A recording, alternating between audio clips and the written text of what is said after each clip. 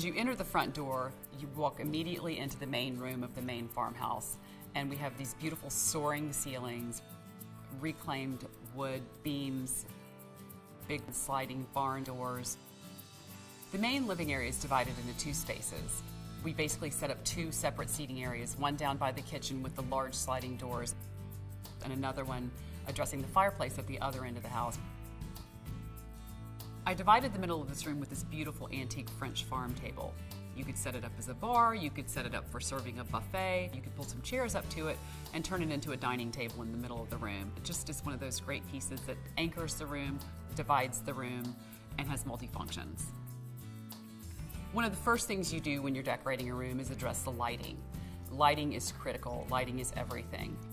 The first thing we chose were these great, big, oversized, beautiful black lanterns from Circa. I love the little discs inside that reflect the light bulbs, the size and the scale. I think they're fabulous. Then we wanted to go around the perimeter of the room with 8 sconces, which may seem like a lot, but at night that perfectly balances the light. After that, we took up the table lamps, so we wanted to make sure that we located floor plugs in the right location so that you had soft pools of light, which are always inviting, and that way the entire room is lit. We've actually used the same sofa in different fabrics on both sides of the room. It sort of unifies things, it keeps it from getting too busy. On these sofas, I like to use down pillows. And all of these pillows could sort of move around the room. You know, they don't necessarily have to be designated from one sofa to the other. They're sort of interchangeable. All of the fabrics used in this room have more of a natural feeling. Linens and cottons and wovens, suitable for upholstery, for everyday wear and tear. Nothing shiny, nothing fancy, nothing formal, just good, solid fabrics.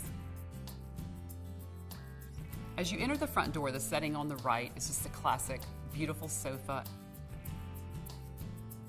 and then 2 oversized club chairs across from it, with rustic antiques used as a coffee table, console table,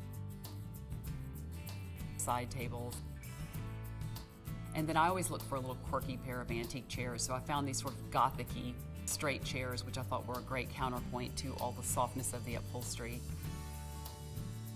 Everyone that walks through this room, particularly the men, comment on these nesting tables.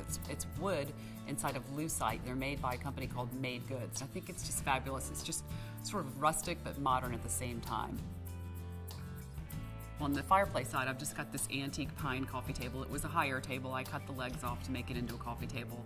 And then I found this old chessboard, which I've got my funky little wooden animal on top of, and just stacks of books and a couple of hurricanes. This room is primarily windows and door openings. There's very little wall space for art. So luckily, I was able to obtain a beautiful painting from Sean Delaney, which hangs above the mantel, and I love the way that it's on that rustic wood background. I think it really makes the painting pop. It's a modern painting. It looks great. It keeps the room from being frumpy. It keeps the room from being too traditional. I found this beautiful boot umbrella stand. This boot is so Nashville. It's perfect for this spot.